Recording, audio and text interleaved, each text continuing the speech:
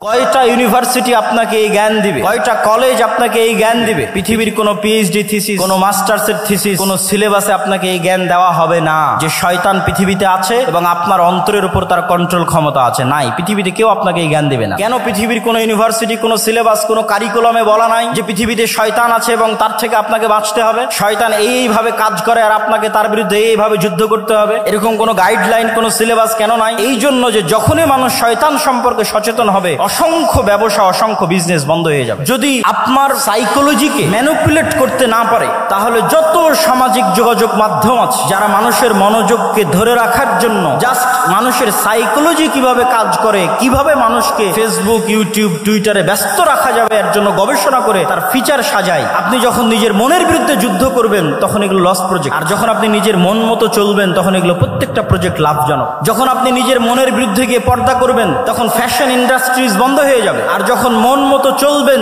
তখন fashion ইন্ডাস্ট্রিজের business চলবে। এরকম প্রত্যেকটা ধাপ আছে যা শয়তান ম্যানুফ্যাকচার করে রেখেছে পৃথিবীর মানুষকে ভুলিয়ে রাখার জন্য। কি ভুলিয়ে রাখবে? সালাতের কথা? জি না। শয়তান আপনাকে কি ভুলিয়ে রাখবে? সিয়ামের কথা? জি না। শয়তান আপনাকে ভুলিয়ে রাখবে মৃত্যুর কথা। আলহাকুমুত তাকাসুর হাত্তা যুরতুমুল মাকাবির।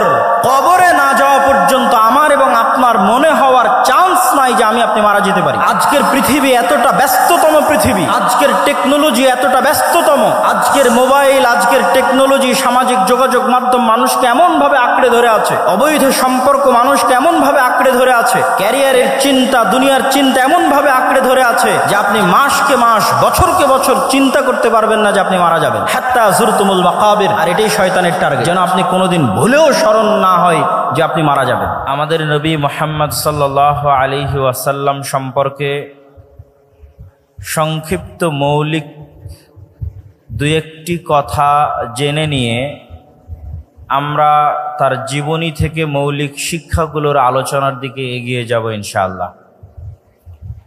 আমাদের নবী মুহাম্মদ সাল্লাল্লাহু আলাইহি ওয়াসাল্লাম নির্দিষ্ট জাতি, গোত্র, ভাষা, সময়, কালের জন্য প্রেরিত হননি। তার রিসালাত ছিল সার্বজনীন, সর্বকালীন, সারা বিশ্বের সকল মানুষ, সকল গোত্র, সকল ভাষা, সকল বর্ণের জন্য। তার পূর্বের সকল নবী বা রাসূল নির্দিষ্ট সময়ের জন্য, নির্দিষ্ট গোত্রের জন্য, নির্দিষ্ট ভাষার মানুষের জন্য প্রেরিত হয়েছিলেন। কিন্তু তিনি এগুলোর ঊর্ধ্বে উঠে সার্বজনীন এবং সর্বকালীন এবং সর্বশেষ নবী এবং রাসূল হিসেবে প্রেরিত হয়েছেন সাল্লাল্লাহু আলাইহি ওয়াসাল্লাম।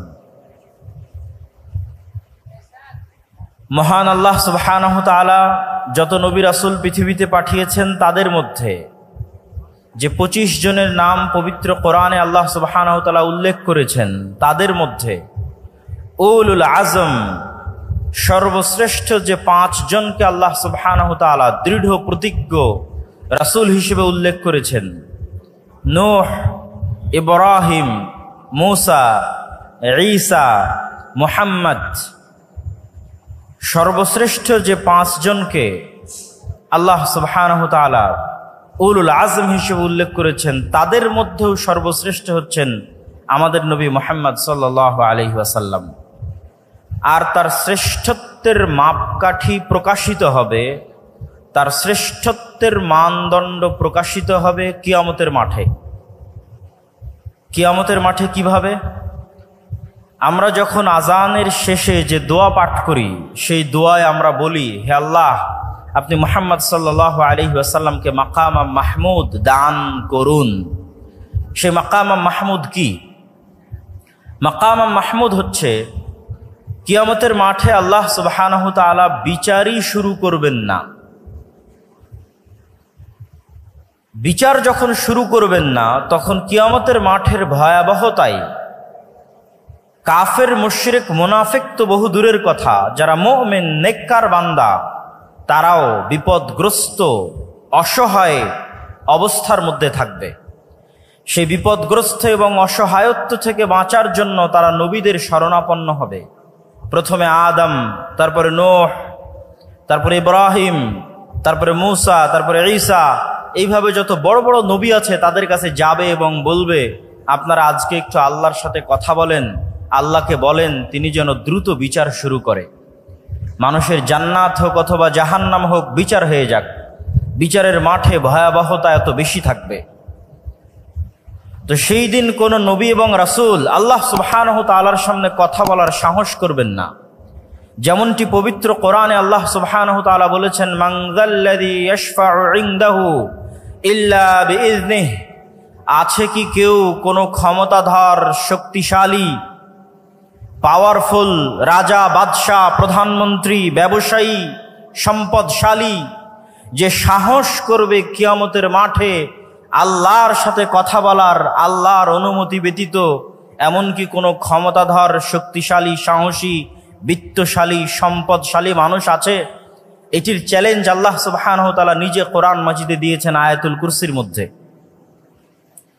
সেই চ্যালেঞ্জের মুখোমুখি হয়ে কোনো নবী রাসূল সেই দিন আল্লাহ সুবহানাহু ওয়া তাআলার সামনে কথা বলার সাহস করবেন না। আদম আলাইহিস সালাতু ওয়াস সালাম থেকে নিয়ে শুরু করে সকল নবী রাসূল বলবেন, আজকে আল্লাহ সুবহানাহু ওয়া তাআলা আমার উপর এত রাগান্বিত, আজকে আল্লাহ সুবহানাহু ওয়া তাআলা আমার প্রতি এত ক্ষিপ্ত যে আজকে আমি তার সামনে কথা বলার মতো আমার কোনো সাহস, কোনো শক্তি আমার নাই। এইভাবে ধীরে ধীরে মানুষ চলে যাবে সর্বশেষ নবী মুহাম্মদ সাল্লাল্লাহু আলাইহি ওয়াসাল্লামের সামনে, আর তিনিও আল্লাহর সাথে সরাসরি কথা বলবেন না, বরং তিনি সরাসরি সিজদায় পড়ে যাবেন। কতদিন সিজদায় থাকবেন তা তিনি নিজেও জানেন না। তিনি সিজদায় এমন ভাষায়, এমন বাক্যে আল্লাহর প্রশংসা করবেন যা কোনোদিন দুনিয়াতে করেননি, যা তখন আল্লাহ সুবহানাহু ওয়া তাআলা তাকে শিখিয়ে দিবেন। দীর্ঘ এক সময় অতিক্রম হওয়ার পর যতক্ষণ আল্লাহ চাইবেন, সেই সময় অতিক্রম হওয়ার পর আল্লাহ বলবেন, ইয়া মুহাম্মদ ইরফা রাসাক সাল তু'তা ওয়াশফা তুশাফা, মুহাম্মদ মাথা উঠাও, চাও দেওয়া হবে, সুপারিশ করো গ্রহণ করা হবে। এই যে কিয়ামতের মাঠে আদম থেকে নিয়ে কিয়ামত পর্যন্ত কোটি কোটি মানুষ এবং জিনের সামনে মুহাম্মদ সাল্লাল্লাহু আলাইহি ওয়াসাল্লামের যে শ্রেষ্ঠত্ব প্রকাশ পাচ্ছে, এই শ্রেষ্ঠত্বকেই বলা হয়েছে মাকাম মাহমুদ। আমি মুহাম্মদ সাল্লাল্লাহু আলাইহি ওয়াসাল্লাম সম্পর্কে আমার আলোচনা দীর্ঘায়িত না করে এতটুকু বলেই এই পর্বের আলোচনা শেষ করছি। তিনি পৃথিবীর ইতিহাসের সর্বশেষ নবী এবং রাসূল এবং সর্বশ্রেষ্ঠ মানব, এবং অল্প সময়ের মধ্যে পৃথিবীকে প্রভাবিত করতে পারে এরকম সর্বশ্রেষ্ঠ বিপ্লবের জন্মদাতা। মাত্র 23 বছরে তিনি পৃথিবীতে এমন এক বিপ্লব সৃষ্টি করেছেন যার প্রভাব পৃথিবীর ইতিহাসের সবচেয়ে সুদূর প্রসারী এবং সবচেয়ে প্রভাব বিস্তারকারী বিপ্লব।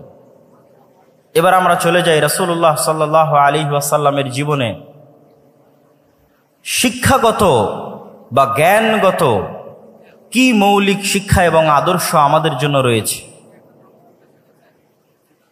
এই পয়েন্টে যাওয়ার আগে একটু ভূমিকা স্বরূপ আমাকে দুটি কথা বলে নিতে হবে।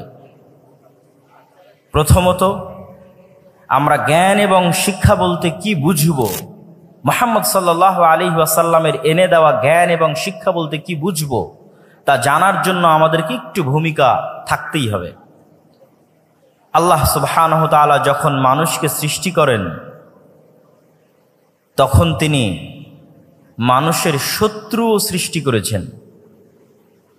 একটা গেমিং সফটওয়্যার যখন ডেভেলপ করা হয়, তখন সেখানে যেমন নায়ক থাকে তেমনি এনিমি বা শত্রু থাকে। আমরা যখন মাঠে ফুটবল খেলি তখন দুই পক্ষ থাকে, যখন ক্রিকেট খেলি তখন দুই পক্ষ থাকে। দুই পক্ষ ছাড়া কোনো প্রতিযোগিতা, কোনো খেলা, কোনো গেম সম্ভব নয়। আল্লাহ সুবহানাহু ওয়া তাআলা যখন এই পৃথিবী সৃষ্টি করেন বা এই পৃথিবীর সফটওয়্যার ডেভেলপ করেন, তখন তিনি এই পৃথিবীতে যে খেলা, যে গেম, যে প্রতিযোগিতা শুরু করেছেন, তাতে মানুষের শত্রু তৈরি করে দিয়েছেন। না হলে মানুষ খেলবে কার বিরুদ্ধে, কার সাথে লড়াই করে টিকে থাকবে দুনিয়াতে, কার বিরুদ্ধে যুদ্ধে জয়লাভ করার জন্য তাকে পরকালে পুরস্কার দেওয়া হবে, কার বিরুদ্ধে যুদ্ধ করে পরাজিত হওয়ার জন্য তাকে জাহান্নামে নিক্ষেপ করা হবে। গেম এবং খেলা হতে হবে উভয় পক্ষের পক্ষ থেকে, এবং রেফারিকে হতে হবে ন্যায় বিচারক, এবং সকলকে লেভেল প্লেয়িং ফিল্ড দিতে হবে। যেমনটা নির্বাচনের সময় বলা হয় যে সকল দলকে লেভেল প্লেয়িং ফিল্ড দেওয়া হোক, যেন সমানভাবে সে তার শক্তিকে কাজে লাগাতে পারে। ঠিক এই পৃথিবী ডেভেলপ করার সময় আল্লাহ সুবহানাহু ওয়া তাআলা মানুষ এবং মানুষের শত্রু একই সাথে সৃষ্টি করে দিয়েছেন। একই সময় মানুষের সেই চিরন্তন শত্রু হচ্ছে ইবলিস এবং ইবলিসের সেনাবাহিনী শায়াতিনাল ইনসি ওয়াল জিন, জিনদের মধ্যে থেকে শয়তান এবং মানুষদের মধ্যে থেকে শয়তান, তাদের সর্দার হচ্ছে ইবলিস। তাদের সাথে চিরন্তন যুদ্ধ আল্লাহ সুবহানাহু ওয়া তাআলা শুরু করে দিয়েছেন মানুষের। আপনি পবিত্র কোরআনের প্রথম থেকে নিয়ে শেষ পর্যন্ত অধ্যয়ন করেন, আল্লাহ সুবহানাহু ওয়া তাআলা আপনার শত্রু হিসেবে কাকে চিহ্নিত করছেন? যে আপনার গীবত করে, অপবাদ দেয়, আপনার জমি জায়গা দখল করে নিয়েছে তাকে, যে ইসরায়েল ফিলিস্তিনে মুসলমানদেরকে হত্যা করছে তাকে, যে ব্রাহ্মণ্যবাদী কট্টরপন্থী যারা মুসলমানদের উপর অত্যাচার করছে তাকে? জি না, আল্লাহ সুবহানাহু ওয়া তাআলা পবিত্র কোরআনে বারবার মানুষের জন্য শত্রু হিসেবে চিহ্নিত করেছেন শয়তানকে। ইন্নাশ শাইতানা লাকুম আদুউম মুবিন, শয়তান তোমাদের জন্য চিরন্তন এবং চিরস্থায়ী শত্রু। এই জন্য আপনি যখন কোরআন তেলাওয়াত করতে যান তখন আল্লাহ সুবহানাহু ওয়া তাআলা আপনাকে শিখিয়ে দিয়েছে যে কোরআন তেলাওয়াতের পূর্বে তুমি বলো আউযু বিল্লাহি মিনাশ শাইতানির রাজিম, যে হে আল্লাহ আমি বিতাড়িত শয়তান থেকে পরিত্রাণ চাচ্ছি। শয়তানের অস্তিত্ব কতটা বাস্তব, শয়তান মানুষের কতটা ভয়ঙ্কর শত্রু, যে কোরআনের তেলাওয়াত পর্যন্ত শুরু হচ্ছে শয়তান থেকে পরিত্রাণ চেয়ে। পবিত্র কোরআনের শুরু থেকে নিয়ে শেষ পর্যন্ত এবং রাসূল সাল্লাল্লাহু আলাইহি ওয়াসাল্লামের হাদিসকে যদি আপনি সামনে রাখেন, রাসূলুল্লাহ সাল্লাল্লাহু আলাইহি ওয়াসাল্লামের জীবনীকে যদি আপনি সামনে রাখেন, প্রতিটি কর্মকে যদি আপনি সামনে রাখেন, তাহলে দেখবেন রাসূল সাল্লাল্লাহু আলাইহি ওয়াসাল্লাম প্রত্যেকটা আদেশ, প্রত্যেকটা নিষেধ, প্রত্যেকটা দোয়া, প্রত্যেকটা জিকির তিনি শয়তানের বিরুদ্ধে দিয়েছেন। রাসূলুল্লাহ সাল্লাল্লাহু আলাইহি ওয়াসাল্লাম আমাদেরকে সালাম দেওয়া শিখিয়েছেন, তার জীবনের একটি শিক্ষা। তো সালাম দেওয়া শিখাতে গিয়ে তিনি আমাদের কি বলেছেন? যদি তোমাদের কেউ বাড়িতে প্রবেশ করার সময় সালাম দেয় তাহলে শয়তান বলে লা মাবিতা লাকুম ওয়ালা আশা আলাকুম, এই বাড়িতে তোমাদের থাকার জায়গা নাই, খাওয়ার জায়গা নাই, এই বাড়ি থেকে বের হয়ে যাও। আর যখন তোমাদের কেউ রুমে, ঘরে, বাড়িতে প্রবেশ করার সময় সালাম না দেয় তখন শয়তান বলে এই বাড়ি তোমাদের থাকার জায়গা, এই বাড়ি তোমাদের খাওয়ার জায়গা। শিখালেন সালাম আর কানেক্ট করলেন শয়তানের সাথে। রাসূলুল্লাহ সাল্লাল্লাহু আলাইহি ওয়াসাল্লাম আমাদেরকে শিখালেন খাওয়ার সময় বিসমিল্লাহ বলতে হবে, কিন্তু কানেক্ট করছেন কার সাথে? যদি তোমাদের মধ্যে কেউ খাওয়ার সময় ইদা আকালা আহাদুকুম ওয়ালাম ইয়াযকুর ইসমাল্লাহ, যদি তোমাদের কেউ খাবার গ্রহণ করে আর বিসমিল্লাহ না বলে, ইয়াকুলু মাআহু শাইতান, তাহলে শয়তান তার সাথে ওই খাদ্য গ্রহণ করে। শিখালেন বিসমিল্লাহ কিন্তু সম্পৃক্ত করছেন শয়তানের সাথে। আপনি রাসূলুল্লাহ সাল্লাল্লাহু আলাইহি ওয়াসাল্লামের পুরো জীবনী উঠিয়ে ফেলেন, প্রত্যেকটা ধাপে, প্রত্যেকটা পদক্ষেপে, প্রত্যেকটা আদেশে শয়তান থেকে বাঁচতে, শয়তানের বিরুদ্ধে পদক্ষেপ গ্রহণ করা হয়েছে। তার মানে শয়তান অবাস্তব, অকল্পনীয় কিছু নয়। আমাদের চিরন্তন যে গেম আল্লাহ সুবহানাহু ওয়া তাআলা শুরু করে দিয়েছেন খেলা, এটি শয়তানের বিরুদ্ধে। এবং এই গেমকে, এই খেলাকে লেভেল প্লেয়িং ফিল্ড করার জন্য আল্লাহ সুবহানাহু ওয়া তাআলা মানুষের পক্ষে কিছু ঘোষণা দিয়ে রেখেছেন, শয়তানের পক্ষে কিছু ঘোষণা দিয়ে রেখেছেন। শয়তানের পক্ষে দুটি ঘোষণা। এক, ইবলিসকে পৃথিবীর সবচেয়ে ভয়ঙ্কর শক্তিশালী মেকানিজম আল্লাহ দিয়ে দিয়েছেন। আজকের এই উন্নত আধুনিক বিশ্বে মানুষ কত উন্নত, তারপরও মানুষ অন্তর থেকে অন্তরে কথা ট্রান্সফার করতে পারে না। মোবাইলের হোয়াটসঅ্যাপের মেসেজ বলেন, মেসেঞ্জারের মেসেজ বলেন, আজকে আমার আলোচনা বলেন, লাইভ ভিডিও বলেন, প্রত্যেকটাই আমাদের কান দিয়ে শুনতে হয়।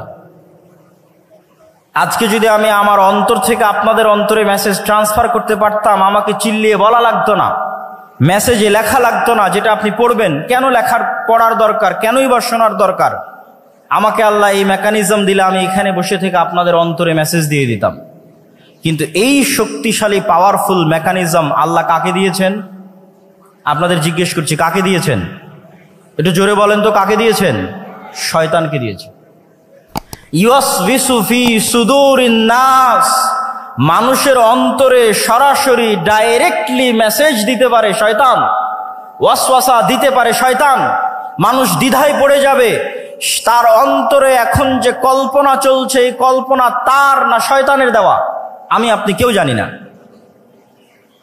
আমরা প্রত্যেক সময়ে যে কাজ করার সিদ্ধান্ত নিচ্ছি এবং আমাদের অন্তরে কথা উদিত হচ্ছে, এই প্রত্যেকটি উদিত হওয়া কথা আমার নিজের শয়তানের পক্ষ থেকে আমরা জানি না। রাসূলুল্লাহ সাল্লাল্লাহু আলাইহি ওয়াসাল্লাম বলেছেন, এমন কোনো মানুষ নেই ইল্লা ওয়ালাহু কারিনান, যার সাথে দুইজন বন্ধু সব সময় থাকে না। কারিনুম মিনাল মালাইকা ওয়া কারিনুম মিনাশ শাইতান, একজন থাকে ফেরেশতা বন্ধু, আরেকজন থাকে শয়তান বন্ধু। প্রত্যেক মানুষের সাথে সব সময় দুইজন বন্ধু তার সাথে আছে, এক ফেরেশতা বন্ধু, দুই শয়তান বন্ধু। তার অন্তরে প্রত্যেক যা কল্যাণকর কাজের ইচ্ছা জাগে তা সে ফেরেশতার পক্ষ থেকে ইলহাম, আর তার অন্তরে প্রত্যেক যা অকল্যাণকর কাজের ইচ্ছা জাগে তা সে ওয়াসওয়াসা, শয়তানের পক্ষ থেকে।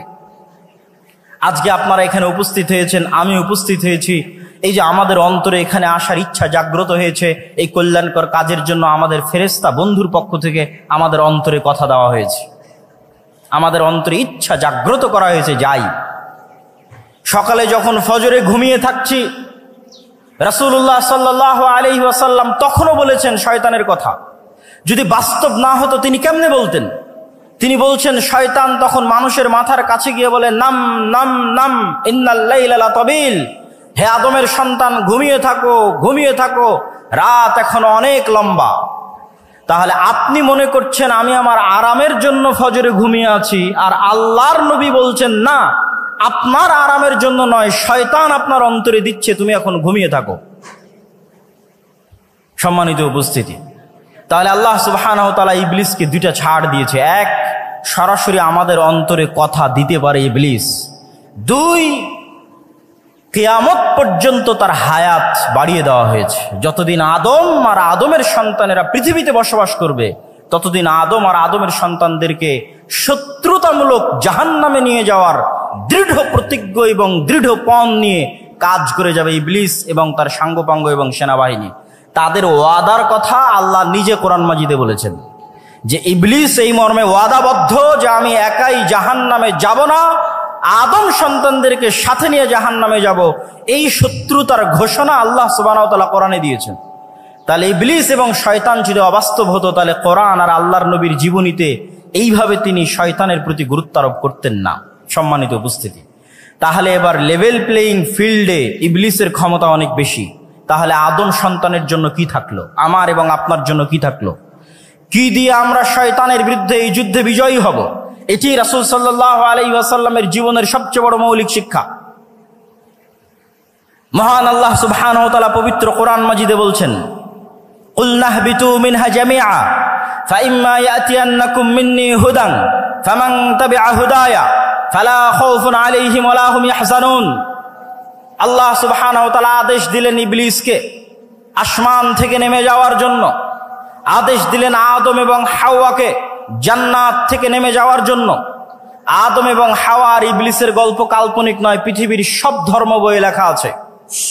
ইহুদিদের বাইবেলে, ইহুদিদের তাওরাতে লেখা আছে, খ্রিস্টানদের বাইবেলে লেখা আছে, মুসলমানদের কোরআনে লেখা আছে। কমন গল্প, সেম কমন। ইবলিস, আদম, হাওয়া তথা সকল নবী একই মেসেজ দিয়েছে।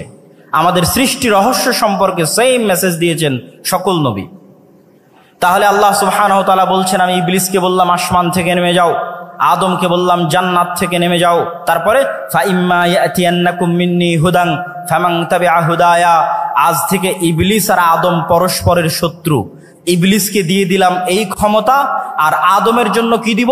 আমার পক্ষ থেকে হেদায়েত যাবে আদমের জন্য। ফাইম্মা ইয়াতিয়ান্নাকুম মিন্নি হুদা, আমার পক্ষ থেকে দিক নির্দেশনা যাবে, গাইডলাইন যাবে, কিভাবে তোমরা শয়তানের বিরুদ্ধে যুদ্ধ করবে, শয়তানের বিরুদ্ধে কিভাবে টিকে থাকবে তার ইনস্ট্রাকশন যাবে। নতুন যখন ফ্রিজ কিনেন, কম্পিউটার কিনেন, যে কোনো মেশিনারিজ কিনেন, তখন গাইডলাইন থাকে, ইনস্ট্রাকশন থাকে। যে কোনো গেম যখন আপনি শুরু করবেন খেলা, গাইডলাইন দেওয়া আছে কিভাবে এই গেমটা আপনি খেলবেন। তো এই পৃথিবীতে আপনি শয়তানের বিরুদ্ধে কিভাবে খেলবেন এবং জিতবেন, হারবেন না, তার দিক নির্দেশনা, গাইডলাইন আল্লাহ পাঠাবে, এটা আল্লাহর ওয়াদা। কোরআনে আল্লাহ বলছেন, ফামান তাবিআ হুদায়া ফালা খাউফুন আলাইহিম ওয়ালা হুম ইয়াহজানুন। আমার পাঠানো এই গাইডলাইন, দিক নির্দেশনা যদি মানুষ মেনে নেয়, তাহলে দুনিয়াতে তাদের জন্য কোনো ভীত সন্ত্রস্ত হওয়ার সুযোগ নেই, আর পরকালে আফসোস করার কোনো সুযোগ নেই। দুনিয়াতে কোনো ভয় নাই, পরকালে কোনো আফসোস নাই। তাহলে ওই গাইডলাইনই নবীদের মাধ্যমে আসে কিতাব হিসেবে। ওই গাইডলাইনটা পৌঁছে দেওয়ার জন্য আল্লাহ নবীদের মাধ্যমে কিতাব পাঠান, যার সর্বশেষ কিতাব এবং সর্বশেষ নবী মুহাম্মদ সাল্লাল্লাহু আলাইহি ওয়াসাল্লাম এবং কোরআন। এই জন্য কোরআন আর মুহাম্মদ সাল্লাল্লাহু আলাইহি ওয়াসাল্লামের প্রথম কাজ হচ্ছে মানুষকে শয়তান সম্পর্কে জানানো। শয়তান তোমাদের চিরন্তন শত্রু, জানো, এর থেকে বাঁচতে এই করতে হবে। লেভেল প্লেইং ফিল্ড করার জন্য দ্বিতীয় মানুষের জন্য মহান আল্লাহ সুবহানাহু ওয়া তাআলার ঘোষণা। যতই আল্লাহ মানুষের জন্য দিক নির্দেশনা, গাইডলাইন পাঠাক, তারপরও ইবলিসের ক্ষমতা বেশি। ইবলিস সরাসরি আমার অন্তরে মেসেজ দিতে পারে, আমরা ধোঁকা খেয়ে যাই, মনে করি এটা আমার ইচ্ছা, অতএব চলো আমি এখন গান শুনবো, অতএব চলো এখন অবৈধ রিলেশনশিপে ব্যস্ত হব। যে কোনো অন্যায় কাজ, সেই অন্যায় কাজে আমি মনে করি আমার শান্তি, আমার আনন্দের জন্য করছি, কিন্তু আসলে ইবলিস দিচ্ছে। এইটার জ্ঞান কয়জনের কাছে আছে?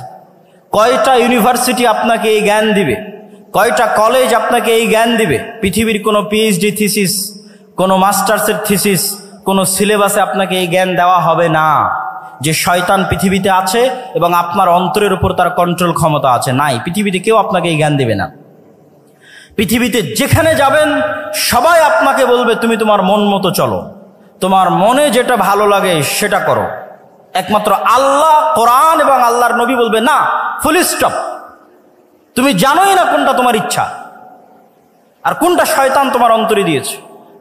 আর কেন পৃথিবীর মানুষ আপনাকে এটি থেকে সতর্ক করবে না? কেন পৃথিবীর কোনো ইউনিভার্সিটি, কোনো সিলেবাস, কোনো কারিকুলামে বলা নাই যে পৃথিবীতে শয়তান আছে এবং তার থেকে আপনাকে বাঁচতে হবে? শয়তান এইভাবে কাজ করে আর আপনাকে তার বিরুদ্ধে এইভাবে যুদ্ধ করতে হবে, এরকম কোনো গাইডলাইন, কোনো সিলেবাস কেন নাই? এই জন্য যে যখনই মানুষ শয়তান সম্পর্কে সচেতন হবে, অসংখ্য ব্যবসা, অসংখ্য বিজনেস বন্ধ হয়ে যাবে। অসংখ্য ব্যবসা, অসংখ্য বিজনেস বন্ধ হবে যদি আপনি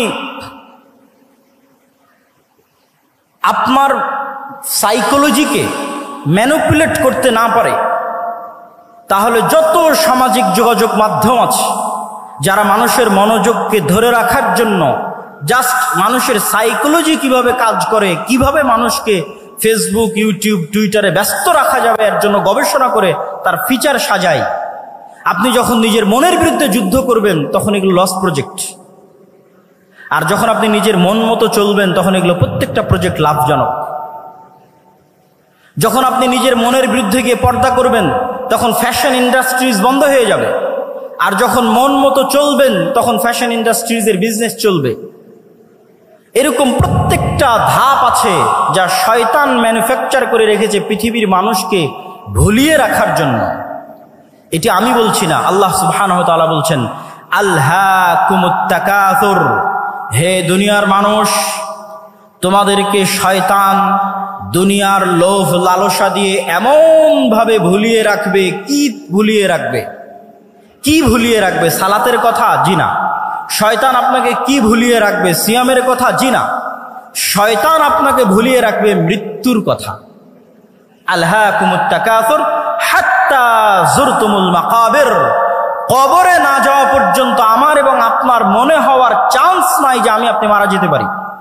আজকের পৃথিবী এতটা ব্যস্ততম পৃথিবী, আজকের টেকনোলজি এতটা ব্যস্ততম, আজকের মোবাইল, আজকের টেকনোলজি, সামাজিক যোগাযোগ মাধ্যম মানুষকে এমন ভাবে আঁকড়ে ধরে আছে, অবৈধ সম্পর্ক মানুষকে এমন ভাবে আঁকড়ে ধরে আছে, ক্যারিয়ারের চিন্তা, দুনিয়ার চিন্তা এমন ভাবে আঁকড়ে ধরে আছে যে আপনি মাসকে মাস বছরকে বছর চিন্তা করতে পারবেন না যে আপনি মারা যাবেন। হাত্তা যুরতুমুল মাকাবির, আর এটাই শয়তানের টার্গেট, যেন আপনি কোনোদিন ভুলেও স্মরণ না হয় যে আপনি মারা যাবেন। কেন যখনই স্মরণ হবে আপনি মারা যাবেন, তখনই আপনার মধ্যে অস্থিতিশীলতা কাজ করবে, আপনি শান্তি খুঁজবেন। তখনই তো আপনাকে কোরআন বলবে তোমার চিরন্তন শত্রু হচ্ছে শয়তান। সম্মানিত উপস্থিতি, তাহলে কি আলোচনা করছিলাম? যতই আল্লাহ সুবহানাহু ওয়া তাআলা আমাদের জন্য গাইডলাইন দিক, তারপরেও পাওয়ারফুল ইবলিস আমার অন্তরে মেসেজ দেওয়ার জন্য। তাহলে আমার জন্য ছাড় কোথায়, অফার কোথায়? আল্লাহ সুবহানাহু ওয়া তাআলা এবার আমাদের জন্য ছাড় এবং অফারের ঘোষণা দিচ্ছেন। এটা হচ্ছে ইসলামের আরেকটি বড় মৌলিক মূলনীতি। সেটি কি? শয়তান মানুষকে গাইডলাইন থাকার পরেও ওয়াসওয়াসা দেওয়ার মাধ্যমে পথভ্রষ্ট করত যত গুনাহ করাবে, যত গুনাহ করাবে, যত ভয়ঙ্কর থেকে ভয়ঙ্কর গুনাহ হোক না কেন, শিরকের মতো গুনাহ হোক, হত্যার মতো গুনাহ হোক, জেনা ব্যভিচারের মতো গুনাহ হোক, যত বেশি পরিমাণে গুনাহ হোক না কেন, আসমান জমিন ভর্তি গুনাহ হোক না কেন, আল্লাহ সুবহানাহু ওয়া তাআলার পক্ষ থেকে মানুষের জন্য অফার শয়তানের বিরুদ্ধে যাওয়ার জন্য, শয়তানকে পরাজিত করার জন্য। যে এত বিশাল লম্বা গুনাহের পরেও মানুষ যদি অনুসূচিত হয়ে আল্লাহ সুবহানাহু ওয়া তাআলাকে বলে, হে আল্লাহ আমার ভুল হয়ে গেছে, আপনি আমাকে ক্ষমা করে দিন, তাহলে মানুষের কে গুনাহ করার জন্য শয়তান যা চেষ্টা করেছে, যা পরিশ্রম করেছে, সকল চেষ্টা সকল পরিশ্রমকে পণ্ড করে দিয়ে আল্লাহ সুবহানাহু ওয়া তাআলা মানুষকে ক্ষমা করে দিবেন। বলেন আল্লাহু আকবার। এই একটা অফার দিয়ে মানুষ জান্নাতে চলে যাবে, কিন্তু মানুষকে ক্ষমা তো চাইতে হবে। ইসলামে এমন কোনো গুনাহ নাই যেই গুনাহের ক্ষমার রাস্তা আল্লাহ সুবহানাহু ওয়া তাআলা দেননি। ইসলামে ক্ষমার অযোগ্য কোনো অপরাধ নাই। হ্যাঁ, তবে শ্বাস থাকা পর্যন্ত। আপনি মৃত্যুবরণ করলেন কিয়ামতের মাঠে, তখন শুধু একটা গুনাহ ক্ষমা হবে না, সেটা শিরক। যা আমি আসব যে ইসলামের সবচেয়ে বড় মৌলিক শিক্ষার একটি হচ্ছে তাওহীদ এবং শিরক না করা। আসবো ইনশাল্লাহ ধীরে ধীরে। তাহলে জীবদ্দশায় যতক্ষণ নিঃশ্বাস আছে ততক্ষণ এমন কোনো অপরাধ নাই যেই অপরাধ ক্ষমার অযোগ্য আল্লাহর দরবারে। প্রত্যেকটা অপরাধ ক্ষমার যোগ্যতে মানুষকে ক্ষমা চাইতে হবে। যদি মানুষের সাথে সম্পৃক্ত অপরাধ হয় তো মানুষের কাছে ক্ষমা চাইবে। যদি মানুষের হক মেরে নেওয়া সংক্রান্ত অপরাধ হয় তো মানুষের হক আদায় করে দিবে। যদি আল্লাহর সাথে সম্পৃক্ত গুনাহ হয় তো আল্লাহর কাছে ক্ষমা চেয়ে নিবে। এই ক্ষমা চাওয়ার মাধ্যমে সেই ইবলিসকে পরাজিত করবে। কিন্তু ইবলিস আপনার অন্তরে ভয় দিবে। ইবলিসের একটা বড় বিজনেস হচ্ছে মানুষকে দারিদ্রতার ভয় দেখায়, মানুষকে নিরাশা করে। লা তাকনাতু মির রাহমাতিল্লাহ।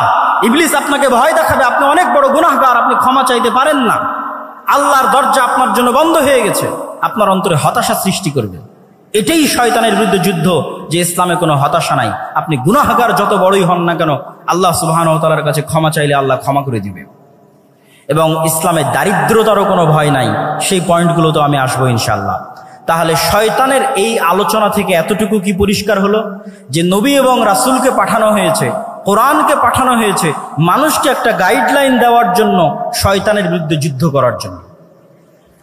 কিন্তু এই জ্ঞান, এই যে গাইডলাইনের যে জ্ঞান, শয়তানের অস্তিত্বের যেই জ্ঞান, এই জ্ঞানগুলো একসময় পৃথিবী থেকে উঠে যাবে এবং মানুষ পশুতে পরিণত হয়ে যাবে। রাসূলুল্লাহ সাল্লাল্লাহু আলাইহি ওয়াসাল্লাম বলছেন, ইন্নাল্লাহা লা ইয়াকবিদুল ইলমা ইনতিজাআন ইয়ানতাজিউহু মিনাল ইবাদ ওয়ালাকিন ইয়াকবিদুল ইলমা বিকবদিল উলামা। আল্লাহ সুবহানাহু ওয়া তাআলা জ্ঞানকে ছিনিয়ে নেন না। আল্লাহ সুবহানাহু ওয়া তাআলা জ্ঞানকে ছিনিয়ে নেন না, বরং আল্লাহ সুবহানাহু ওয়া তাআলা জ্ঞানকে উঠিয়ে নেন আলেমদের মৃত্যুর মাধ্যমে। জ্ঞান উঠে যাবে। রাসূলুল্লাহ সাল্লাল্লাহু আলাইহি ওয়াসাল্লাম আর এক হাদিসে বলেছেন, ইউরফাউল ইলম ওয়া ইউনজালুল জাহল। জ্ঞান উঠে যাবে, মূর্খতা বর্ষণ করা হবে পৃথিবীতে। মূর্খতা বৃষ্টির মতো বর্ষিত হবে আর জ্ঞান উঠে যাবে। আজকে যেহেতু আমাকে ইসলামের জ্ঞান কেন্দ্রিক মূলনীতি আলোচনা করতে বলা হয়েছে, তাহলে আপনাদের কাছে আমার প্রশ্ন, আমরা তো দিন দিন জ্ঞানের জগতে, ঊর্ধ্ব জগতে এগিয়ে যাচ্ছি, জ্ঞান এবং বিজ্ঞানের শীর্ষে আরোহণ করছি। সেখানে আল্লাহর নবী বলছেন জ্ঞান উঠে যাবে এবং মূর্খতা বর্ষিত হবে। তাহলে আমি এবং আপনি জানি না যে প্রকৃত জ্ঞান কোনটা। যেই জ্ঞান আমাদের ইউনিভার্সিটি, আমাদের কলেজের সিলেবাসের মধ্যেই নাই, সেই জ্ঞানের আলোচনায় আজকে আমরা করছি। এই জ্ঞানটা উঠে যাবে। শয়তানের অস্তিত্বের জ্ঞান, শয়তানের সাথে যুদ্ধ করার জ্ঞান, শয়তানকে পরাজিত করার জ্ঞান, শয়তানের সাথে যুদ্ধ করে জিতে থাকার জ্ঞান পৃথিবী থেকে উঠে যাবে। তখন মানুষ ধীরে ধীরে পশুতে পরিণত হবে। আমরা এবং আপনারা স্বাভাবিক মানবিকতা বোধ হারিয়ে পশুতে পরিণত হব। সম্মানিত উপস্থিতি, এখন আসি আমরা শয়তানকে পরাজিত করব কিভাবে। রাসূলুল্লাহ সাল্লাল্লাহু আলাইহি ওয়াসাল্লাম তার জীবনী থেকে কি এমন শিক্ষা আমাদেরকে দিয়ে গেছেন যার মাধ্যমে আমরা শয়তানকে পরাজিত করতে পারি। রাসূলুল্লাহ সাল্লাল্লাহু আলাইহি ওয়াসাল্লাম ওই হাদিসটি যখন বললেন যে প্রত্যেক মানুষের সাথে দুইজন বন্ধু আছে, একজন শয়তান, একজন ফেরেশতা, তখন এক সাহাবী আল্লাহর নবীকে জিজ্ঞেস করছে, আল্লাহর নবী, আপনার সাথেও কি শয়তান বন্ধু আছে? এটি খুবই আশ্চর্যজনক একটি হাদিস। এখান থেকে আমাদের আজকের আলোচনা শুরু হবে। তখন রাসূলুল্লাহ সাল্লাল্লাহু আলাইহি ওয়াসাল্লাম বলছেন, হ্যাঁ, আমার সাথেও শয়তান আছে, তবে আমার শয়তান ইসলাম গ্রহণ করেছে, বা শাব্দিক অর্থ বললে আত্মসমর্পণ করেছে, সারেন্ডার করেছে। ইসলাম শব্দের শাব্দিক অর্থ কিন্তু আত্মসমর্পণ করা, সারেন্ডার করা। তাহলে আল্লাহর নবীর সাথেও শয়তান আছে, কিন্তু তার শয়তান আত্মসমর্পণ করেছে, সারেন্ডার করেছে। এখন প্রশ্ন, আমাদের সাথে যে শয়তান আছে সে কিভাবে আত্মসমর্পণ করবে, সে কিভাবে সারেন্ডার করবে? শাহ ওলিউল্লাহ মুহাদ্দিস দেহলভী তার হুজ্জাতুল্লাহিল বালেগার মধ্যে লিখছেন, এই হাদিসকে সামনে রেখে তিনি আলোচনা করছেন যে মানুষের অন্তরে সবসময় দুটো গ্রুপের লড়াই চলে, রূহে রব্বানি আর নফসে শয়তানি। মানুষের যে রুহের জগতে ছিল, সেই রূহ আল্লাহকে মানার ওয়াদা করেই পৃথিবীতে এসেছে। তাহলে প্রত্যেকটা মানুষ জন্মগতভাবে মুসলিম। আর এক হাদিসে রাসূল সাল্লাল্লাহু আলাইহি ওয়াসাল্লাম স্পষ্ট করেছেন যে প্রত্যেক মানুষ জন্মগতভাবে মুসলিম। তাহলে রূহে রব্বানি, যেই রূহে রব্বানির মাধ্যমে ফেরেশতা ইলহাম দেয় আপনার অন্তরে ভালো কাজের, আর নফসে শয়তানি, যার মাধ্যমে শয়তান ওয়াসওয়াসা দেয় মন্দ কাজের, এই দুইটার যুদ্ধ সবসময় চলতে থাকে। এখন মানুষ তার স্বভাব চরিত্র দিয়ে, তার কাজ দিয়ে কোনটাকে তার অন্তরে বিজয়ী করবে আর কোনটাকে তার অন্তরে পরাজিত করবে, সেটির সিদ্ধান্ত মানুষের। একটা হচ্ছে রূহে রব্বানি, যার মাধ্যমে ফেরেশতা কাজ করে, নফসে শয়তানি, যার মাধ্যমে শয়তান কাজ করে। আপনি যদি নফসে শয়তানিকে পরাজিত করতে চান, তাহলে ফেরেশতাকে জিততে দিতে হবে। ফেরেশতাকে জিততে দেন, অটোমেটিক শয়তান আপনার অন্তরে সংকুচিত হয়ে যাবে, পরাজিত হয়ে যাবে। ফেরেশতাকে জিততে দিবেন কিভাবে? আপনাকে আরেকটা ইসলামের মৌলিক শিক্ষা বলে যাই। সবসময় দেখবেন রাসূল সাল্লাল্লাহু আলাইহি ওয়াসাল্লাম এবং আল্লাহ সুবহানাহু ওয়া তাআলা ফেরেশতার শয়তানকে পরস্পরের মুখোমুখি করে দাঁড় করিয়েছে। লা তাদখুলুল মালাইকাতু ফি বাইতিন, ওই বাড়িতে রহমতের ফেরেশতা প্রবেশ করে না যেই বাড়িতে ছবি মূর্তি আছে, যেই বাড়িতে কুকুর আছে। তাহলে কি দাঁড়ালো? ফেরেশতারা কি সবসময়? ফেরেশতারা হচ্ছে লা ইয়ামাসসুহু ইল্লাল মুতাহহারুন, ফেরেশতারা সবসময় পবিত্র থাকে। তাহলে কি দাঁড়ালো? ফেরেশতা ছবি মূর্তি পছন্দ করে না, ফেরেশতা কুকুর পছন্দ করে না, ফেরেশতা সবসময় পবিত্র থাকে। আর এক হাদিসে রাসূল সাল্লাল্লাহু আলাইহি ওয়াসাল্লাম বলছেন, মা মিন মাউদি'i শিবরিন, আসমানের এমন কোন এক বিঘত জায়গাও খালি নাই, ইল্লা, যেই জায়গায় এমন কোন ফেরেশতা নাই যে হয় সিজদারত আছে, না হয় রুকুরত আছে, না হয় আল্লাহ সুবহানাহু ওয়া তাআলার তাসবিহ এবং তাহলিল পাঠরত আছে। সুবহানাল্লাহি বিহামদিহি সুবহানাল্লাহিল আযীম, আল্লাহ সুবহানাহু ওয়া তাআলার বড়ত্ব এবং মহত্ব বর্ণনা করা অবস্থায় আছে। তাহলে সারমর্ম দাঁড়াচ্ছে, আপনি যদি ফেরেশতাকে জিততে দিতে চান, তাহলে ফেরেশতার স্বভাব আপনার মধ্যে বেশি বেশি নিয়ে আসতে হবে। আপনি আজকে থেকে প্র্যাকটিক্যাল বাস্তবায়ন করেন, থিওরি তো বললাম, প্র্যাকটিক্যাল বাস্তবায়ন করেন। আপনি এখন থেকে উঠে গিয়ে কোনো সময় অপবিত্র হবেন না, কেননা ফেরেশতা অপবিত্র নয়, পবিত্র। যখনই আপনার অজু ভাঙবে তখনই অজু করবেন, যখনই ফরজ গোসল হবে তখনই গোসল করবেন, তথা আপনি সব সময় পবিত্র থাকতেছেন। মানে আপনার অন্তরে আপনি রূহে রব্বানি, ফেরেশতা শক্তিকে বিজয়ী হওয়ার সুযোগ করে দিচ্ছেন। আর আপনার অন্তরে অটোমেটিক শয়তান তখন সংকুচিত হয়ে যাবে, পলাতক এবং পরাজিত হয়ে যাবে। ওই যে আল্লাহর নবী বলল আমার শয়তান আত্মসমর্পণ করেছে, আপনার শয়তান আত্মসমর্পণ করবে। আপনি ছবি মূর্তি থেকে দূরে সরে যান, আপনি তাসবিহ এবং তাহলিল পাঠ করেন, জিকির এবং আযকার করেন, এগুলো ফেরেশতার স্বভাব। তখন আপনার অন্তরে রূহে রব্বানী বিজয়ী হবে। আর যদি আপনি মনে করেন আপনি আপনার অন্তরে ফেরেশতাকেই পরাজিত করবেন আর শয়তানকে বিজয়ী করবেন, তাহলে বেশি খেতে হবে, বেশি ঘুমাতে হবে, বেশি অপবিত্র থাকতে হবে। এই জন্য যারা শয়তানের গোলাম হয়, যারা শয়তানের দাস হয়, প্রকৃত অর্থে যারা শয়তানের ইবাদত করে, তাদের ইনস্ট্রাকশনের মধ্যে দেওয়া থাকে তাকে অপবিত্র থাকতে হবে। টানা 40 দিন গোসল অজু কিছুই করা যাবে না। যেখানে পেশাব পায়খানা করবে ওখানেই খাদ্য গ্রহণ করতে হবে, যাতে মানুষকে তার মানুষত্বের জায়গা থেকে নিচে নামানো যায়। মানুষকে আল্লাহ সর্বশ্রেষ্ঠ সৃষ্টি হিসেবে সৃষ্টি করেছে। মানুষকে তার মনুষ্যত্বের জায়গা থেকে নিচে নামানোর জন্যই LGBTQ। ফেরাউন মানুষত্বের জায়গা থেকে নিচে নামে কেন? ফেরাউন পুরুষ ছিল, অহংকারের কারণে কাফের হয়ে গেছে, কিন্তু আর মনুষ্যত্বের জায়গা থেকে নিচে নামেন।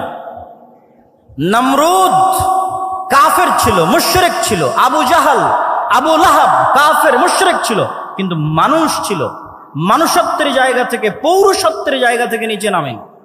কিন্তু শয়তান আমাকে এবং আপনাকে চায়, বর্তমান পৃথিবী চায়, বর্তমান পৃথিবীর গ্লোবাল সিস্টেম চায় যে মানুষ তো শয়তানের শিক্ষা, শয়তান সম্পর্কে জানুক, এটা তো বহু দূরের কথা। মানুষ যেন শয়তানের গোলাম হতে হতে তার স্বাভাবিক যে চাল চরিত্র আছে সেটি থেকেও যেন নিচে নেমে যায়। এই জন্য আপনাকে যেমন অপবিত্র থাকার প্রতি শয়তান উৎসাহিত করবে, ঠিক তেমনি আপনি পুরুষ আছেন অথচ আপনাকে কল্পনা করতে বলা হবে যেন আপনি নারীর মতো কল্পনা করেন। এটি আপনাকে স্বাভাবিক মানুষ থেকে নিচে নামিয়ে দিবে, ফেরাউনের চেয়ে জঘন্য করে দিবে, আবু লাহাব আবু জাহালের চেয়ে জঘন্য করে দিবে। তখন আপনি শয়তানের পরিপূর্ণরূপে গোলাম হয়ে যাবেন। সম্মানিত উপস্থিতি, তাহলে আমরা আলোচনা করছিলাম যে রাসূলুল্লাহ সাল্লাল্লাহু আলাইহি ওয়াসাল্লাম আমাদেরকে শয়তান থেকে বাঁচার জন্য কি করতে হবে? আমার অন্তরে, আমিও পারবো আমার অন্তরে নাফসে শয়তানিকে আত্মসমর্পণ করাতে, আমার রূহে রব্বানি ফেরেশতা স্বভাবের সামনে। আর আমি যদি চাই আমি শয়তানকেও বিজয়ী করতে পারবো আমার অন্তরে, তখন আমি পরিপূর্ণরূপে শয়তানের গোলাম হয়ে যাব। ইসলামের শিক্ষার সারমর্ম এটি যে আপনাকে শয়তানের বিরুদ্ধে যুদ্ধ করতে হবে। এবং শয়তানের বিরুদ্ধে যুদ্ধ করতে গিয়ে ইসলামের মৌলিক শিক্ষাগুলোর যদি আমি সারমর্ম করি, তার একটি বড় শিক্ষা হচ্ছে তাওহীদ, আরেকটি বড় শিক্ষা হচ্ছে সালাত। তাওহীদ এবং সালাত কিভাবে শয়তানের বিরুদ্ধে যুদ্ধ করে আপনাকে আমি দেখাই। তাওহীদ হচ্ছে ইসলামের মৌলিক বিশ্বাস, যা প্রচার করতে পৃথিবীতে সব নবী রাসূল এসেছে, যা প্রচার করতে কোরআন এসেছে, যা প্রচার করতে মুহাম্মদ সাল্লাল্লাহু আলাইহি ওয়াসাল্লাম এসেছেন। সেটি কি? আমার এবং আপনার অন্তরে এককভাবে, অদ্বিতীয়ভাবে শুধুমাত্র একটি সত্তারই জায়গা হবে, তিনি হচ্ছেন আল্লাহ সুবহানাহু ওয়া তাআলা। তিনি রব হিসেবে একক, ইলাহ হিসেবে একক এবং অদ্বিতীয়, নাম এবং গুণাবলীতে একক এবং অদ্বিতীয়। রব হিসেবে একক এবং অদ্বিতীয় পৃথিবীর সবাই মানে, ইহুদি, খ্রিস্টান, বৌদ্ধ, হিন্দু সবাই আল্লাহকে রব হিসেবে একক এবং অদ্বিতীয় মানে যে আল্লাহ সৃষ্টিকর্তা, আল্লাহ সুবহানাহু ওয়া তাআলা বৃষ্টি বর্ষণকারী, আল্লাহ সুবহানাহু ওয়া তাআলা পাহাড় নদী নালার প্রবাহিতকারী, স্থাপনকারী, আমার আপনার সৃষ্টিকারী সবাই মানে। কিন্তু আল্লাহ সুবহানাহু ওয়া তাআলাকে ইলাহ হিসেবে একক এবং অদ্বিতীয় কেউ মানে না, মুসলমানও মানে না। বহু মুসলিম আল্লাহকে রব হিসেবে একক এবং অদ্বিতীয় স্বীকার করলেও ইলাহ হিসেবে মানে না। ইলাহ মানে আপনার অন্তরের ভক্তি এবং শ্রদ্ধা, যতটুকু আপনার ভক্তি এবং শ্রদ্ধা আপনি করতে পারেন তার পুরোটাই অন্য কাউকে দেওয়া বহু দূরের কথা, যতটুকু ভক্তি শ্রদ্ধা আছে ততটুকু আল্লাহ সুবহানাহু ওয়া তাআলার সামনে সমর্পণ করতে হবে। যতটুকু চাওয়ার আছে ততটুকু আল্লাহ সুবহানাহু ওয়া তাআলার সামনে চাইতে হবে। আপনি যদি আপনার অন্তরে আল্লাহর অস্তিত্ব ব্যতীত আর কোনো কিছুকে, ইট পাথরের কোনো খাম্বার সম্মানও যদি আপনার অন্তরে থাকে, ইট পাথরের তৈরি কোনো খাম্বার সম্মানও যদি আপনার অন্তরে থাকে, তাহলে আপনি আল্লাহর সামনে, আল্লাহর উলুহিয়াতের সামনে পরিপূর্ণ আত্মসমর্পণ করছেন না। সামগ্রিক বিধানদাতা হিসেবে আল্লাহ সুবহানাহু ওয়া তাআলার সামনে যদি আপনার আত্মসমর্পণ না থাকে, এমনকি ইবনুল কাইয়িম রাহিমাহুল্লাহ লিখছেন যে কোনো মানুষ যখন কোনো মেয়ের অন্ধ প্রেমে আসক্ত হয়, যদিও সেটা বউয়েরও হয়, স্ত্রীরও হয়, যে এমনভাবে প্রেমে আসক্ত যে তার স্ত্রী, তার প্রেমিকা যা বলে তাই শোনে, সেখানে আল্লাহর বিধিবিধানের ধার ধারে না, তখন সেও এক প্রকার শয়তানের গোলাম। তার অন্তর আল্লাহ সুবহানাহু ওয়া তাআলার উলুহিয়াত জায়গা করে নিতে পারেনি। তাহলে ইসলামের মৌলিক বিশ্বাসের একটি বড় বিশ্বাস হচ্ছে তাওহীদ। এই তাওহীদ যখন আপনার অন্তরে একবার প্রবেশ করবে, তখন এটা শয়তানের বিরুদ্ধে কেমনে যুদ্ধ করবে তা আপনাকে দেখায়।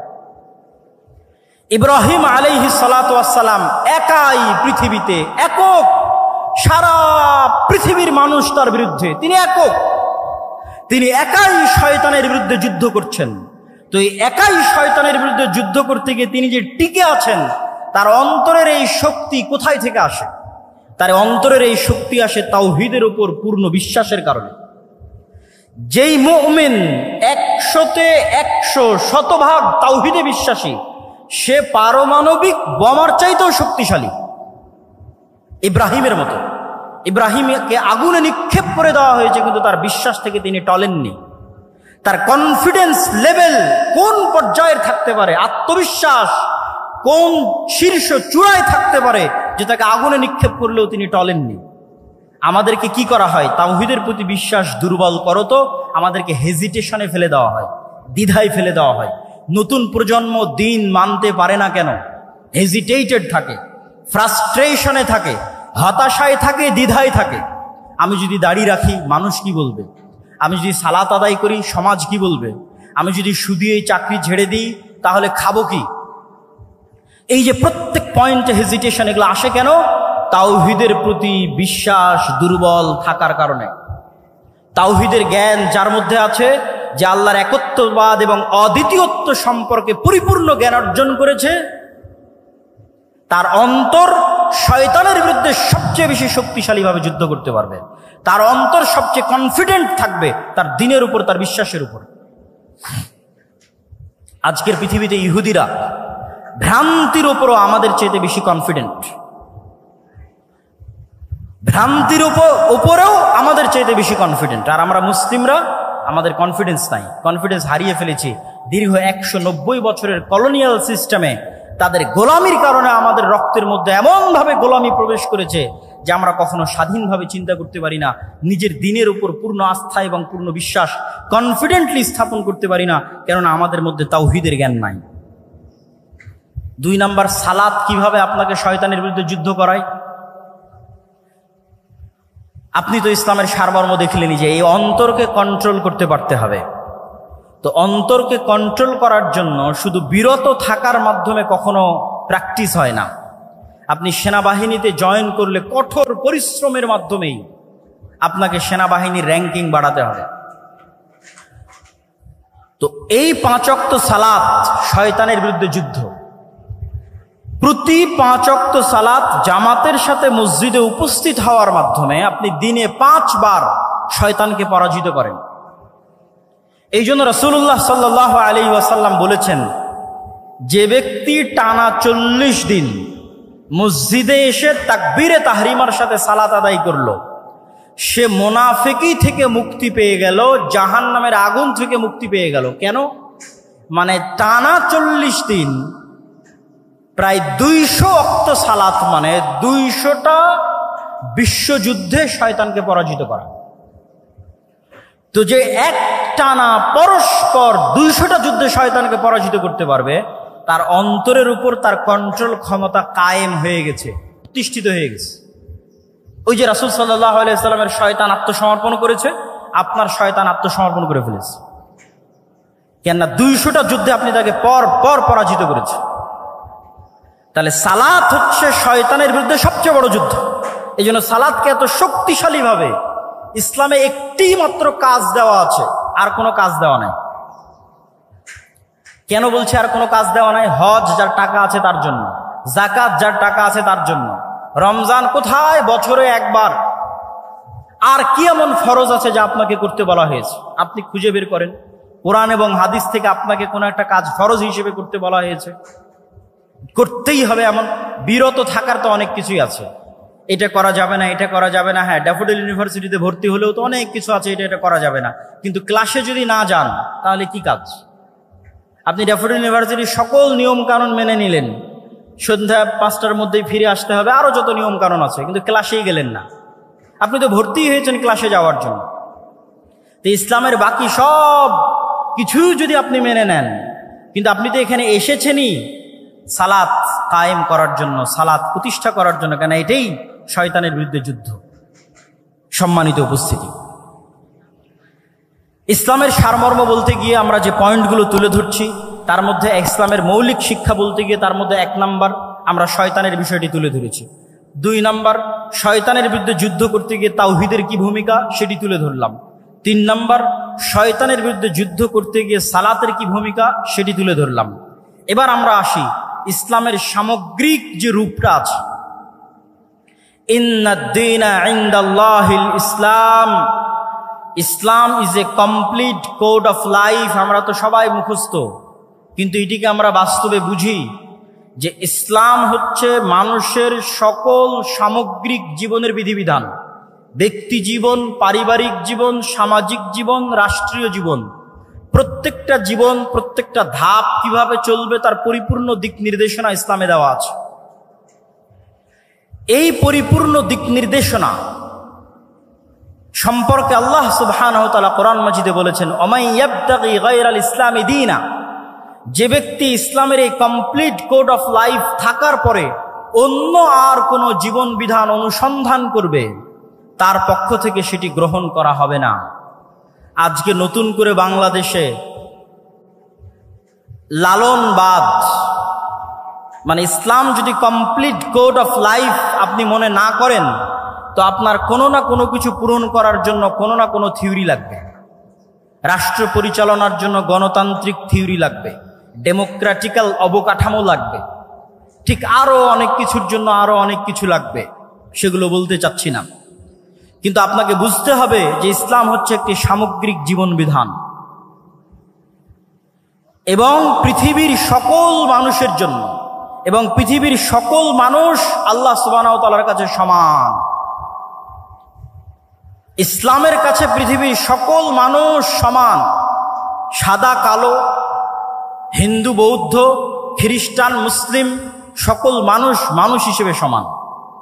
আল্লাহ সুবহানাহু ওয়া তাআলা পবিত্র কোরআন মাজিদে বলছেন, ইয়া আইয়ুহান নাস ইন্না খালাকনাকুম মিন যাকারিন ওয়া উনসা, আমি তোমাদেরকে সৃষ্টি করেছি এক পুরুষ এবং এক নারী হতে, ওয়া জাআলনাকুম শুউবান ওয়া কাবাইলা, আর তোমাদেরকে জাতি গোত্রে ভাগ করে দিয়েছি। তাহলে সব মানুষকে আল্লাহ মানুষ হিসেবে সম্বোধন করেছেন, আদমের সন্তান হিসেবে সম্বোধন করেছেন। আল্লাহর নবী কি বলেছেন? ইয়া আইয়ুহান নাস, হে দুনিয়ার মানুষ, ইন্না রাব্বাকুম ওয়াহিদ, তোমাদের প্রতিপালক একজন, ওয়া ইন্না আবাকুম ওয়াহিদ, আর তোমাদের সকলের পিতা একজন। জো বাইডেনের পিতা আর ডক্টর ইউনূসের পিতা একজন। ইন্না আবাকুম ওয়াহিদ, তোমাদের সকলের পিতা একজন, তিনি হচ্ছে আদম। অতএব পৃথিবীর সকল মানুষ সমান, নো ডিসক্রিমিনেশন, কোনো বৈষম্য নাই আল্লাহ সুবহানাহু ওয়া তাআলার কাছে। ইসলামের কাছে কোনো বৈষম্য নাই। তাহলে ইসলামের যোগ্যতার মাপকাঠি কি? যেমন ছাত্ররা কোটার বিরুদ্ধে আন্দোলন করেছে, কোটা সংস্কার। ইসলামে কোনো কোটা সিস্টেম আছে নাকি জান্নাতে যাওয়ার জন্য? নাই। ইসলামের যোগ্যতার মাপকাঠি এমন যেটা সকলেই অর্জন করতে পারবে। ইন্না আকরামাকুম ইনদাল্লাহি আতকাকুম, তুমি কালো হও, সাদা হও, তুমি টাকা পয়সাওয়ালা হও আর গরিব হও আর ধনী হও, যে লেভেলে থাকো না কেন, প্রধানমন্ত্রী হও আর রিক্সাওয়ালা হও, জান্নাতে যাওয়ার জন্য কোনো কোটা নাই। একটাই সিস্টেম যেটা প্রধানমন্ত্রীও আয়ত্ত করতে পারবে, রিক্সাওয়ালাও আয়ত্ত করতে পারবে, সেটা তাকওয়া, পরহেজগারিতা, আল্লাহ ভীরুতা। ওমান ইয়াত্তাকিল্লাহ ইয়াজআল লাহু মাখরাজা ওয়া ইয়ারযুকহু মিন হাইথু লা ইয়াহতাসিব, আর যে ব্যক্তি আল্লাহকে ভয় করবে, আল্লাহ পৃথিবীতে চলার জন্য তার রাস্তা বের করেই দিবেন। যেভাবেই হোক, যেখান থেকেই হোক, তার রাস্তা আল্লাহ বের করবেনই করবেন। ওয়া ইয়ারযুকহু মিন হাইথু লা ইয়াহতাসিব, আর এমন জায়গা থেকে আল্লাহ তার রিজিকের ব্যবস্থা করে দিবেন যেখান থেকে সে নিজেও কল্পনা করতে পারে না। ওয়া মান ইয়াতাওয়াক্কাল আলাল্লাহ ফাহুয়া হাসবুহ, আর যে ব্যক্তি আল্লাহর উপর পূর্ণ আস্থা রাখে আল্লাহ তার অভিভাবক হিসেবে যথেষ্ট। নি'মাল মাওলা ওয়া নি'মান নাসির, আর তিনি সর্বশ্রেষ্ঠ অভিভাবক। সম্মানিত উপস্থিতি, তাহলে এই আয়াত থেকে ইসলামের সারমর্ম কিন্তু আমাদের সামনে ফুটে উঠল। এবার আমি বলি ইসলামের সফলতার মানদণ্ড কি? সফল তো হবেন তাকওয়া দিয়ে, সফলতার মানদণ্ড কি? তাকওয়া দিয়ে কি অর্জন করতে চান? আমাদের কাছে সাকসেসফুল কেরিয়ারের জন্য অসংখ্য মোটিভেশনাল স্পিকার আছে, স্পিচ আছে, কিন্তু ইসলামের দৃষ্টিতে সাকসেসফুল কেরিয়ার কোনটা? আল্লাহ সুবহানাহু ওয়া তাআলা কোরআন মাজিদে বলছেন, ফামান যুহজিহা আনিন নার ওয়া উদখিলাল জান্নাহ ফাকাদ ফাজ।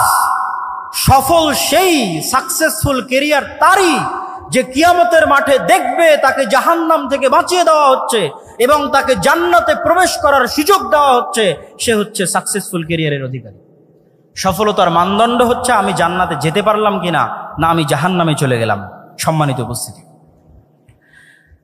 আমি ইসলামের সামগ্রিক এবং সার্বিক একটি চেহারা আপনাদের সামনে তুলে ধরি। ব্যক্তি জীবনের আলোচনা হলো, পারিবারিক জীবনে ইসলাম দুটি জিনিস চায়। এক, বংশ সুরক্ষা করতে, মানুষ যেন তার পিতৃ পরিচয় হারিয়ে না ফেলে, এই জন্য জেনা সহ সকল অবৈধ সম্পর্ক নিষিদ্ধ করে দেওয়া হয়েছে। তালাকের যে লম্বা বিধিবিধান এগুলো দেওয়া হয়েছে মানুষের বংশনামা সুরক্ষা করার জন্য। সামাজিক জীবনে ইসলাম কি চায়? সামাজিক জীবনে ইসলাম চায় ন্যায় বিচার, সততা। রাষ্ট্রীয় জীবনে ইসলাম কি চায়? রাষ্ট্রীয় জীবনে সততা এবং ন্যায় বিচারের পাশাপাশি মানুষের 5টি অধিকার নিশ্চিত করতে চায়। আর সততা এবং ন্যায় বিচার ইসলামের সকল মূলনীতির সারমর্ম, যেটা দিয়ে আজকের বক্তব্য শেষ করে দিব।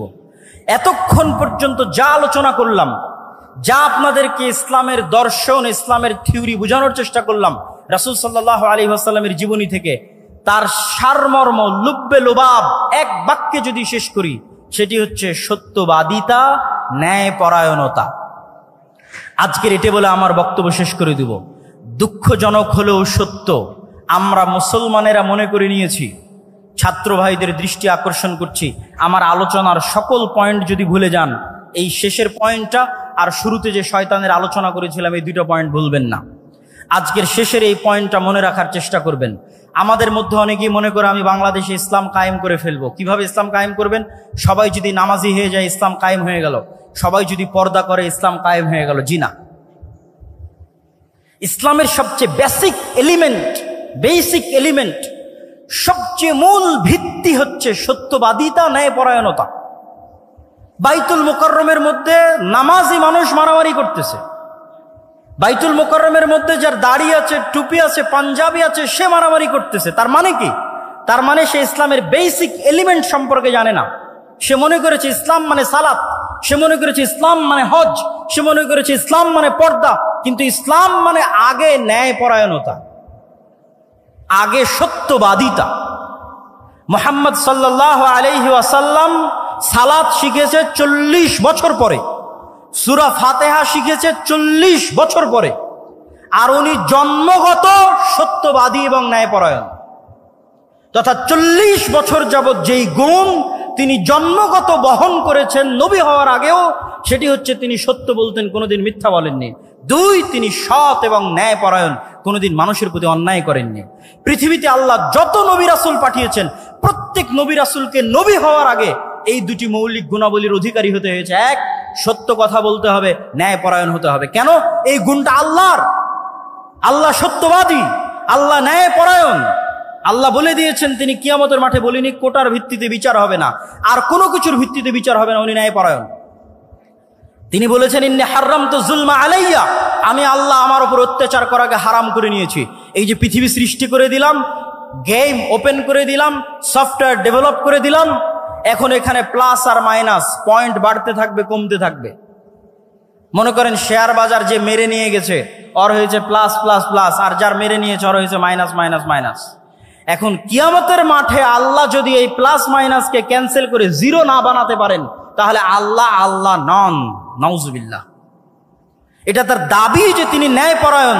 মানে পৃথিবীতে যা অন্যায় সংঘটিত হয়েছে, মানুষের সাথে তো বহু দূরের কথা, পশুর সাথেও যা অন্যায় সংগঠিত হয়েছে তা তিনি মিটমাট করে দিয়ে পৃথিবীর রেজাল্ট করবেন জিরো। পৃথিবী যখন শুরু হয়েছিল তখন জিরো, আর পৃথিবীতে মানুষ যা অন্যায় অনাচার মারামারি কাটাকাটি, ঢাকা বিশ্ববিদ্যালয়ে একজনকে অন্যায়ভাবে হত্যা করা হলো, ওই বিষয়ে রাসূল সাল্লাল্লাহু আলাইহি ওয়াসাল্লামের একটা হাদিস শুনেন। রাসূল সাল্লাল্লাহু আলাইহি ওয়াসাল্লাম বলছেন, লাউইজতামা আল ইনসু ওয়াল জিন, সারা পৃথিবীর সব মানুষ আর সারা পৃথিবীর সব জিন মিলে যদি একজন নিরপরাধ মানুষকে হত্যা করে, তাহলে আল্লাহ সুবহানাহু ওয়া তাআলা সারা পৃথিবীর সব মানুষ আর সব জিনকে জাহান্নামে নিক্ষেপ করতে দুইবারও ভাববেন না, চুল পরিমাণও চিন্তা করবেন না। এটাই তার ন্যায়পরায়ণতার মাপকাঠি, তিনি ন্যায়পরায়ণ। তাহলে ইসলামের মূল শিক্ষা কি? ইসলামের মূল সারমর্ম কি? সত্যবাদী হওয়া, ন্যায়পরায়ণ হওয়া। গত 15 বছর যে ফ্যাসিজম প্রতিষ্ঠিত ছিল, এই ফ্যাসিজমে হাজারো ওসি, লক্ষ ডিসি, লক্ষ এসপি, নামাজি, হাজি, দরবেশ, সে মনে করেছে সালাত ইসলাম, কিন্তু সে তার দায়িত্বে ন্যায়পরায়ণ নয়। সে যে একজন ওসি হিসেবে সে ন্যায়পরায়ণ দায়িত্ব পালন করেনি। ডিসি, সচিব হিসেবে, এসপি হিসেবে, এসিল্যান্ড, সাব রেজিস্ট্রার তার পদের সাথে আমানতের খেয়ানত করেছে। অর্থাৎ সে ইসলাম বুঝে না। সে যতই সালাত আদায় করুক, যতই সিয়াম পালন করুক, সে বুঝে না ইসলাম কি।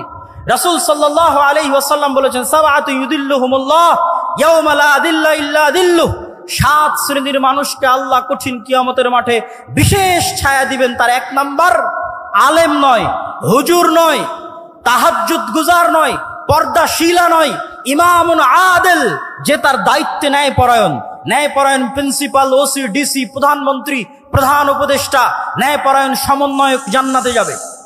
আরেকজন তাহাজ্জুদ গুজারের পূর্বে, আরেকজন সালাত আদায়কারীর পূর্বে। ন্যায়পরায়ণতা হচ্ছে ইসলামের সবচেয়ে বড় মাপকাঠি।